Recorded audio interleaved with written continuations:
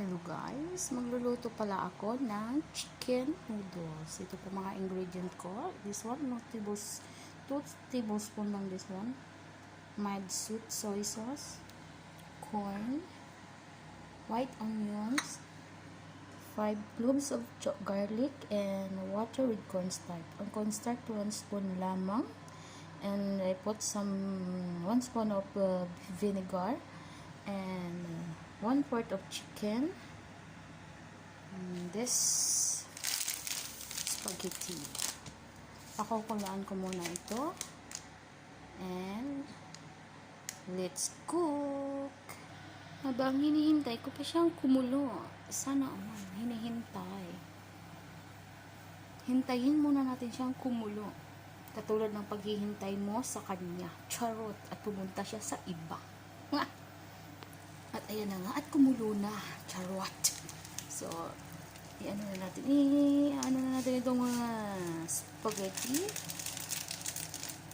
Tigas niya po. Sana nga. So, ayan na po siya.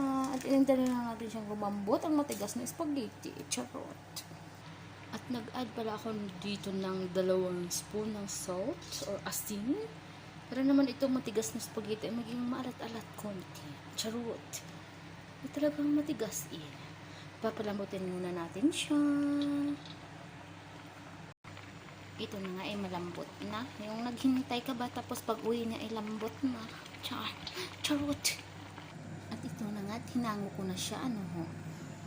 Nagpapainit na din ako ng mantika at igigisa ko yung manok. At igigisa na natin itong breast chicken. Sa Bisaya pa dughan sa manok. Ayan na, luto na ng ating manok. So ilalagay na natin itong bawang, garlic. Pagkatapos isunod na natin itong ating onion, white onion po, kasi ang sarap ng white onion, medyo sweet siya, katulad ng sweet ng boyfriend mo. So daragdagan ko siya ng konting paminta. Konti lang po kasi ang na natin ang ating mais or corn.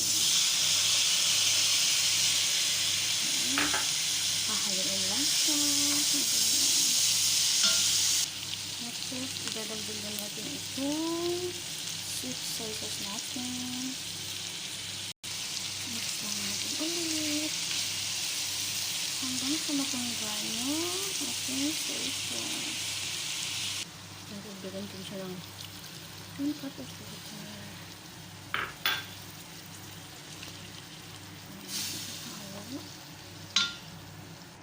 So, i-add ko na rin itong ating 1 tablespoon of cornstarch, but nilagyan ko siya ng tubig para maglapot siya konti. Sana all maglapot. At nilagay ko na rin pala yung spaghetti. Ang hirap kasi pag walang nagbibidyo. Yung binibidyohan mo lang yung sarili mo. Ang hirap po. So, tikman na natin siya ha. So, test.